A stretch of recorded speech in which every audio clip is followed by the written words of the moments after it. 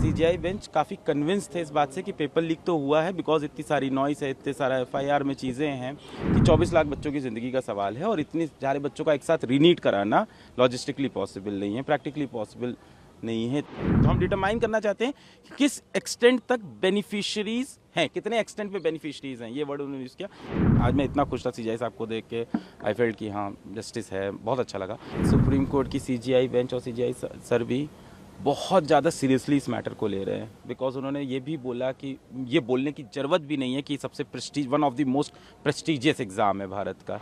NTA और solicitor general ये बात कह रहे थे कि पेपर लीक नहीं प्रूव हो सकता है।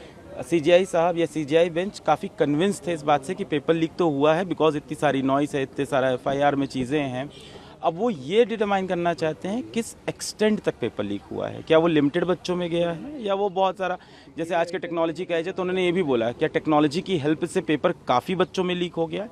अब वो ये डिटरमाइन करना चाहते हैं कि रीनीट की, क्योंकि डिमांड थी काफ़ी लोगों की, काफ़ी सारे पिटिशनर्स की रीनीट की डिमांड थी, तो उसमें वही डिटरमाइन करना चाह रहे थे आज सीजीआई कि रीनीट किन बच्चों का होना चाहिए, क्या लिमिटेड पे बच्चों में पेपर लीक है या बहुत ज़्यादा बच्चों में लीक है, क्योंकि वो बार बार उन्होंने ये एम्फेसाइज भी किया कि 24 लाख बच्चों की ज़िंदगी का सवाल है और इतने सारे बच्चों का एक साथ रीनीट कराना लॉजिस्टिकली पॉसिबल नहीं है, प्रैक्टिकली पॉसिबल नहीं है। इतने सारे बच्चों का मेंटल स्टेटस क्या होगा, फिर से तैयारी कर पाए नहीं। तो ओवरऑल अभी ये समझ में आ रहा है कि एक तो उन्होंने टाइम दिया है कि हमें टाइमलाइन बताइए कि पेपर कब आप बनाते हैं, कौन सी कमेटी बनाती है, 2 सेट्स ऑफ पेपर कैसे बनते हैं, डेट कब वो जाते हैं प्रेस में, किस प्रेस में जाते हैं उसका नाम नहीं बताइए उन्होंने कहा, वरना फिर तो अगले साल वहाँ भीड़ लग जाएगी।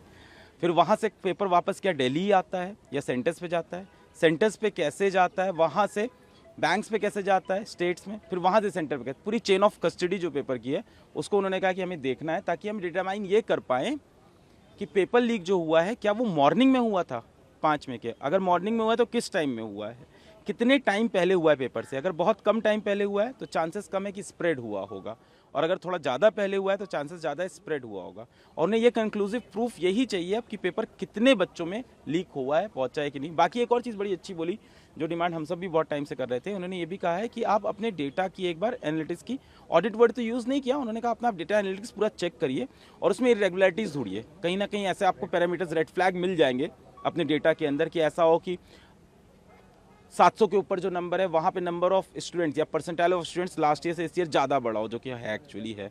इस तरह की चीज़ उन्होंने कहा कि आप डिटरमाइन करके देखिए कि आपके डेटा के अंदर क्या क्या रेड फ्लैग्स दिख रहे हैं जो हर साल नहीं होते थे। और ये भी कहा कि हो सके तो ये गवर्नमेंट, मतलब आप खुद ना करके किसी और एजेंसी से कराएं, एनटीए खुद ना करे, कोई और एजेंसी करे, इस डेटा को ऑडिट करे, वहाँ से रेगुलरिटीज़ मिले। तो अभी तो इन्होंने ये बोला है वेडनेसडे तक का टाइम दिया है कि ये सारी चीज़ें सबमिट करें, फिर थर्सडे को उस पर सुनवाई करेंगे। ओवरऑल ऐसा लगा कि सीजीआई साहब ने काफ़ी बच्चों की बात सुनी। सुप्रीम कोर्ट ने ये भी कहा, चीफ जस्टिस की अगर बात की जाए, कि उन्होंने कहा कि 24 लाख छात्रों के भविष्य का सवाल है, हमें हर चीज़ जो है वो तह तक जाकर देखना होगा। पेपर कब लीक हुआ, पेपर लीक होने का नेचर क्या था, कहाँ लीक हुआ, किस तरह से लीक हुआ, ये तमाम बातें हैं। इसके अलावा सुप्रीम कोर्ट ने ये भी अपने ऑर्डर में लिखवाया है कि जो उल्लंघन हुआ है वो सिस्टमेटिक तरीके से हुआ है, यानी जो ब्रीच हुआ है पेपर लीक को लेके, उसमें वो सिस्टमेटिक तरीके से हुआ है, पूरी परीक्षा को प्रभावित किया है या नहीं किया, उल्लंघन, ये तमाम सवाल जो है वो पूछे हैं। इसका कारण ये रहा क्योंकि 2015-16 का जो मैटर है, जहाँ पे री टेस्ट हुआ है AIPMT में, वहाँ पे ये लिखा गया था माननीय कोर्ट के जजमेंट में कि सिस्टमैटिक फेलियर था। तो सिस्टमैटिक फेलियर के अंदर जब होता है तो उसके अंदर रीटेस्ट आपको कराना पड़ सकता है। तो ये डिटरमाइन करना चाहते हैं कि सिस्टमैटिक फेलियर है या कुछ लोगों की मैल प्रैक्टिसेस के अंदर इन्वॉल्व है। जैसे बिहार पुलिस की जब आप FIR की कॉपी पढ़ेंगे डिटेल में, मैंने कई बार पढ़ी, उसके अंदर लिखा हुआ है कि कुछ NTA के ऑफिशियल भी इन्वॉल्व थे, विच मीन सिस्टमैटिक फेलियर। इसीलिए शायद वो पूरी कस्टडी ऑफ पेपर जानना चाहते हैं, कहाँ से कहाँ गया, कि इसके अंदर सिस्टमैटिक फेलियर है कि नहीं है। इसके सिवा गोधरा वाले मुद्दे पर भी काफ़ी देर चर्चा हुई है। सभी मुद्दों को 2 घंटे तक डिटेल में सुना गया है। अब इतने समय में इतना ही सुन सकते थे, तो डिटेल में गोधरा वाला मुद्दा भी सुना गया है, बिहार का मुद्दा भी सुना गया है, इवन ग्रेस नंबर का मुद्दा भी डिटेल में सुना गया है। एक सेंटर से 6 बच्चे कैसे 720 में 720 ला सकते हैं, ये भी सुना गया है। तो हाँ, अब 24 लाख बच्चों की ज़िंदगी यहाँ पे दांव पे लगी, इसलिए सीजीआई ने कहा है कि एक बार में हम ये नहीं बोल सकते कि जाओ रीनीट कर लो। उन्होंने कहा ये कहना भी सही नहीं होगा, इतने सारे बच्चों का स्टेटस है। तो हम डिटरमाइन करना चाहते हैं कि किस एक्सटेंट तक बेनिफिशरीज हैं, कितने एक्सटेंट पे बेनिफिशरीज हैं, ये वर्ड उन्होंने यूज़ किया कि कितने बेनिफिशरीज थे ओवरऑल इस मेल प्रैक्टिसेस से, कितने लोग को फ़ायदा हुआ है। अगर ये 1, 2, 4, 5 है तो उसके लिए हम पूरी बच्चों को इफेक्ट नहीं कर सकते। पर अगर ये नंबर लंबा है, जैसे आपने बोला किस मोड में पेपर लीक, इसके बारे में भी काफ़ी देर बात हुई, क्योंकि 2 घंटा बात हुई तो कुछ चीज़ें दिमाग में चल रही है। आप तो जजमेंट ली, मैं तो 2 घंटा पूरा सुन रहा था, बैठा था। एक बड़ा अच्छा चीज़ उन्होंने ये भी बोला कि जो आप पेपर डिस्ट्रीब्यूट करते हो, जो chain of custody of paper है, जब आप प्रिंट पे जाता है वापस दिल्ली आता है कि नहीं ये बताया नहीं उन्होंने सॉलिसिटर जनरल ने कहा कि हम पूरा पूछ के सब चीज़ लाएंगे। उसके बाद पेपर क्या डिजिटली इलेक्ट्रॉनिक मीडियम से तो ट्रैवल नहीं करता है कहीं पे भी, क्या सारी जगह पेपर हार्ड कॉपी में ट्रैवल करता है? अगर इलेक्ट्रॉनिक ट्रैवल करता है तो उन्होंने कहा कि हमारे पास इतनी अच्छी एजेंसीज़ हैं, हमारे पास इतने साइबर एजेंसी, इतनी स्ट्रॉन्ग साइबर एजेंसीज, टेक्नोलॉजिकली हम इतने स्ट्रॉन्ग है, तो वहाँ से हम ये पता लगाएं कि जिस टाइम पेपर डिस्ट्रीब्यूट हो रहा था वहाँ तो कोई चांस नहीं। एक और बड़ी चीज़ अच्छी CJI साहब ने ये भी पकड़ी, और मतलब जैसे I was today so happy, आज मैं इतना खुश था CJI साहब को देख के, आई फेल्ट कि हाँ जस्टिस है, बहुत अच्छा लगा। उन्होंने एक चीज़ और बड़ी अच्छी बोली कि कितने अब्रॉड में कहाँ कहाँ पे पेपर कंडक्ट होता है, भारत से बाहर कितने सेंटर्स हैं, और वहाँ पेपर कैसे पहुँचता है, क्या वहाँ पेपर डिजिटली पहुँचता है? अगर डिजिटली पहुँचता है तो लीक होने के चांसेस क्या हो सकते हैं? तो उन्होंने ये भी बात की कि हम